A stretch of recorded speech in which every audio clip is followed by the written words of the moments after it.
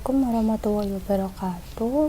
Oke, pada video kali ini kita akan belajar tentang forecasting atau peramalan, yaitu metode untuk memprediksi atau memperkirakan berbagai kejadian di masa mendatang berdasarkan data yang telah dikumpulkan sebelumnya. Nah, forecasting ini didasarkan pada data masa lalu atau time series. Contohnya itu data penjualan. Terus ada satu variabel, yaitu fungsi dari satu atau lebih variabel lain atau variabel bebas yang disebut dengan regresi sederhana. Terus yang ketiga, menciptakan perkiraan diberikan model regresi tertentu. Dan yang keempat, menghitung kesalahan diberikan tuntutan 4 perkiraan. Tujuan dari forecasting ini yaitu menghitung metode-metode peramalan formal yang dapat digunakan untuk meramalkan permintaan sebagai dasar bagi perencanaan dan pengambilan keputusan. Langsung saja kita buka aplikasi POM-nya, kita pilih forecasting. Nah, pada di soal nomor 1 ini, karena itu tentang waktu, jadi kita pilihnya time series analysis. Ada title-nya ini, misalnya kita isikan dengan contoh 1. Untuk number of past period-nya kita isi dengan 6. Nah, kita lihat dulu 6 ini karena ada Januari sampai Februari tanggal 7 ya, datanya kan ada 6. Terusnya kita klik OK. Nah, selanjutnya data-datanya ini kita isikan sesuai yang ada di soal tadi, dari Januari 3,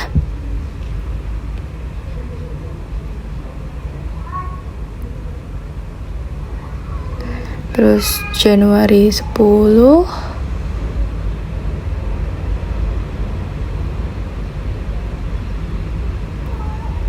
Januari 17,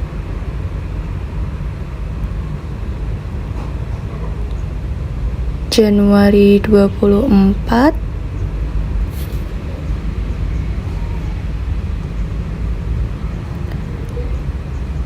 Januari 31,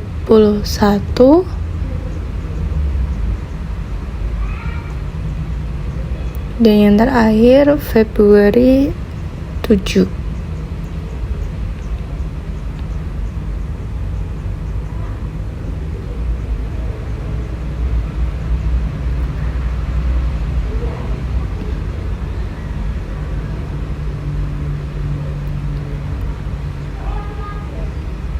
Untuk penjualan atau demand-nya ini kita isikan.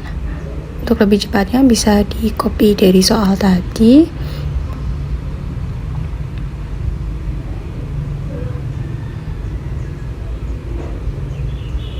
Nah, untuk metodenya kita pilih EV method. Nah, selanjutnya kita klik solve. Nah, untuk measure-nya, untuk bias atau errornya itu terjadi sebanyak 4, untuk MSE-nya 130, untuk standar errornya 14,72, untuk map 8,68%, dan untuk periode selanjutnya itu 120. Untuk details and error analisisnya seperti yang ada di tabel. Nah, kita ini coba geser dulu apakah sama dengan yang measure. Nah, ternyata ini sama ya. Untuk next period forecast itunya 120. Selanjutnya kita pilih solution yang grafik. Nah, grafiknya dapat dilihat seperti yang ada di sini. Jadi hal ini itu menunjukkan bahwa Navy method jumlah penjualan pada periode minggu ke-7 atau 14 Februari, karena yang tadi ditanyakan itu minggu ke-7 ya, berarti kan 14 Februari itu sebanyak 120 unit. Masih pakai data yang sama. Nah, cara yang kedua atau metode kedua ini kita menggunakan cara yang lebih teknikal atau yang lebih disebut dengan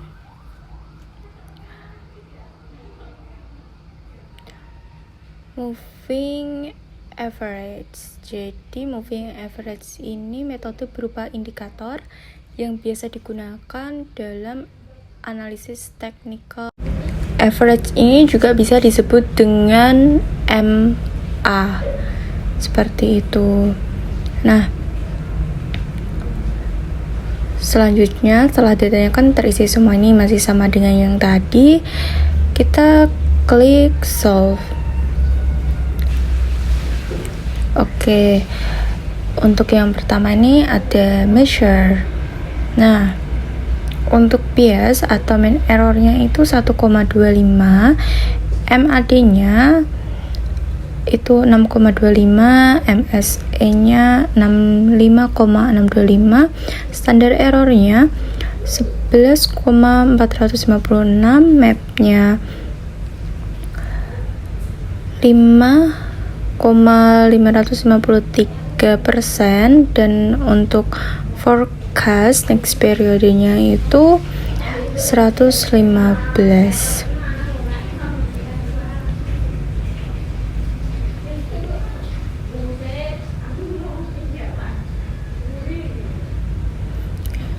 Nah, kita untuk pembahasan yang kedua itu untuk default and analisisnya.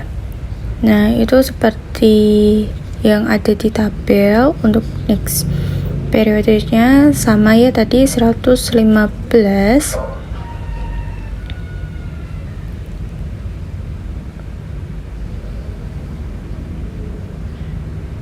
Nah, selanjutnya untuk grafik.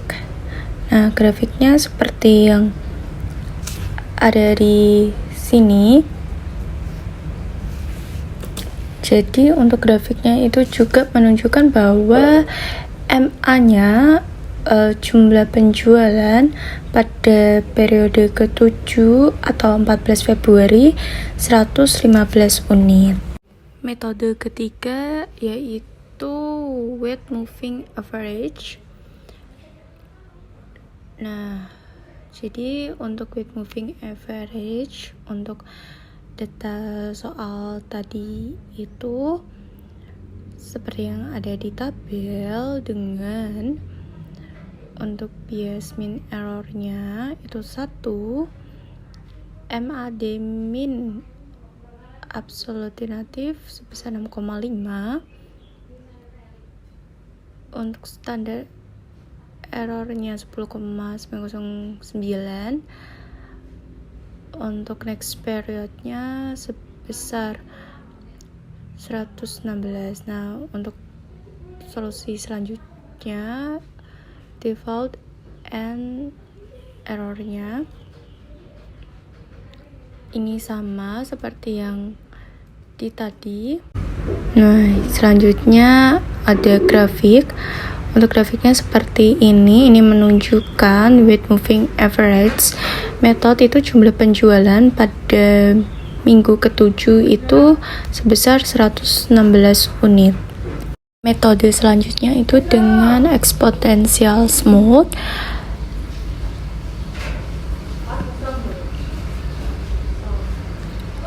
Sesuai dengan namanya ini, exponential smooth ini berarti pemulusan eksponensial. Maksudnya itu seperti apa?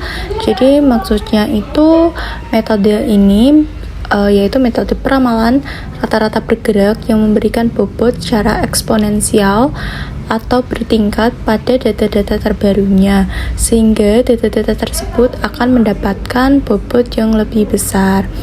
Nah, kita kan masih pakai data yang sama, jadi maksud nilai untuk smoothing constant apa harus dimasukkan. Jumlah ini itu antara 0 dan 1 di bagian layar kombinasi kotak scroll text itu muncul alfa sebesar 0,5 yang seperti ditunjukkan dengan gambar di atas ya. Nah, selanjutnya kita klik solve. Nah, selanjutnya itu ada measure untuk next periodnya itu sebesar 103,077. Untuk selanjutnya itu ada default and error analysis seperti di tabel, dan grafiknya seperti yang ditunjukkan gambar di atas, di bawah. Exponential smooth method itu jumlah penjualan pada periode minggu ke-7 atau 14 Februari itu sebesar 3,077. Yang selanjutnya adalah pembahasan yang nomor 6, multiplicative decomposition. Nah, ini itu sebuah metode di mana untuk menganalisis data dalam kurun waktu tertentu yang melibatkan percobaan untuk mengidentifikasi faktor-faktor yang dari komponen-komponen yang mempengaruhi setiap nilai dalam kurun waktu tersebut. Nah, multiplicative decomposition ini itu berarti setiap komponennya teridentifikasi secara terpisah. Kita buka aplikasi POM, pilih modul, pilih forecasting, terus kita pilih new, terus kita pilih time series analysis. Nah, untuk soal ini kita misal isikan dengan contoh 6 dengan number of past periodnya 6. Kita cek dulu tadi ya, di soalnya tadi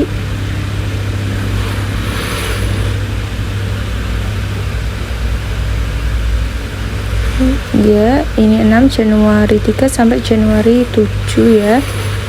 Selanjutnya kita klik OK. Nah, setelah seperti ini kita isikan data-datanya. Untuk lebih cepatnya dapat kita copy langsung.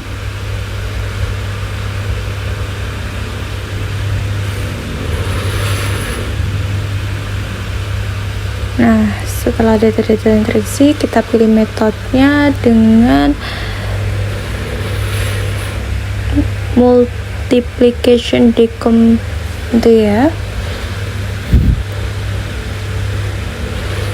Nah, setelah seperti ini, nah kita selanjutnya klik solve. Nah, untuk measure-nya seperti yang ada di tabel, pada kolom unadjusted forecast atau perkiraan yang tidak disesuaikan ini merupakan perkiraan yang menggunakan garis tren yang dapat dilihat seperti pada gambar. Nah, sedangkan pada kolom adjusted forecast atau perkiraan yang disesuaikan ini itu mengambil perkiraan dari trend line dan kemudian dikalikan dengan faktor musiman yang sesuai. Dan untuk kesalahan dalam estimasi peramalan itu didasarkan pada data penyesuaian dengan data aslinya. Selanjutnya kita klik grafiknya. Grafiknya seperti yang ada di atas. Kode yang selanjutnya ada regresi linier berganda.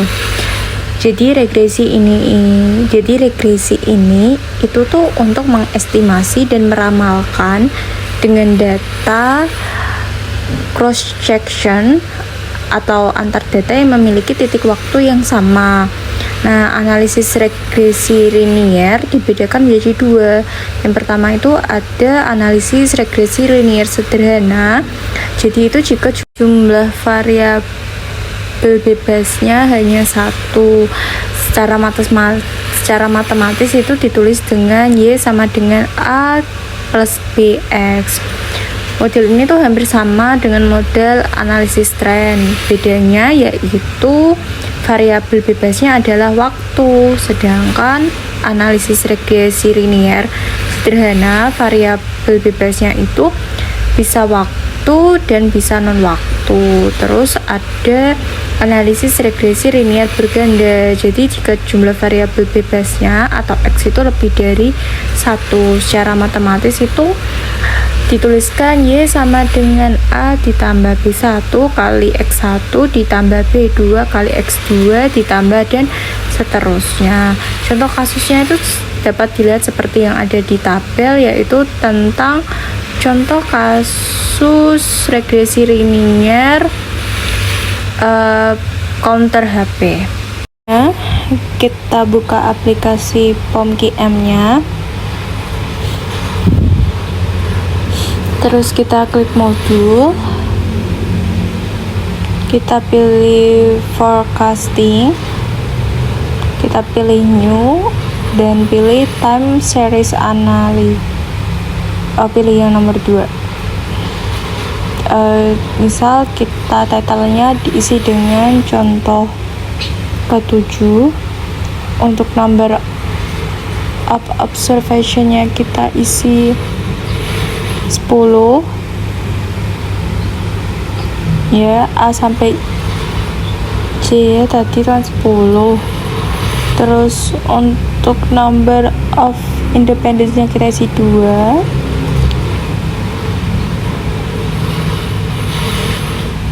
Ya. Nah, selanjutnya kita klik OK. Nah, maka akan muncul tampilan seperti ini. Kita isikan data-datanya sesuai yang ada di soal.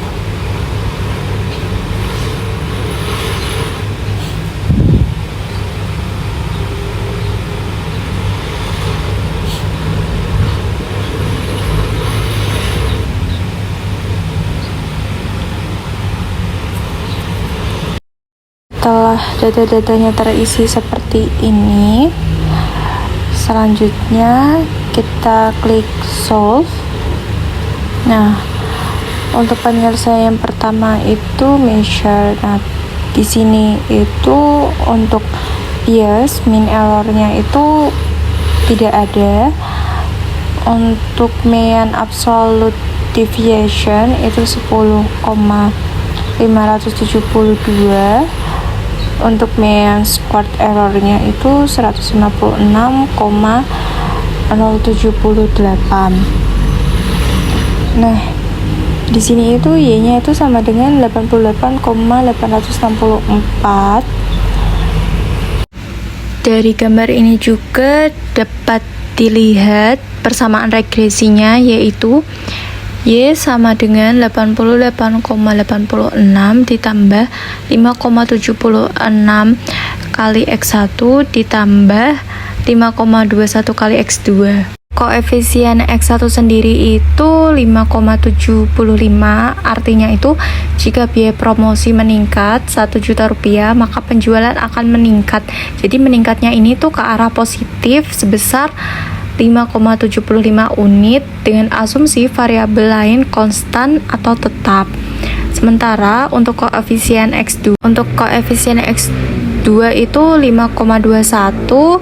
Jadi jika jumlah karyawan ditambah 1 orang, maka penjualan akan meningkat sebesar 5,21 unit dengan asumsi variabel lain juga konstan atau tetap. Nah, sementara konstantanya itu 88,86, artinya rata-rata penjualan HP sebesar 88,86 unit jika variabel biaya promosi dan jumlah karyawannya tetap.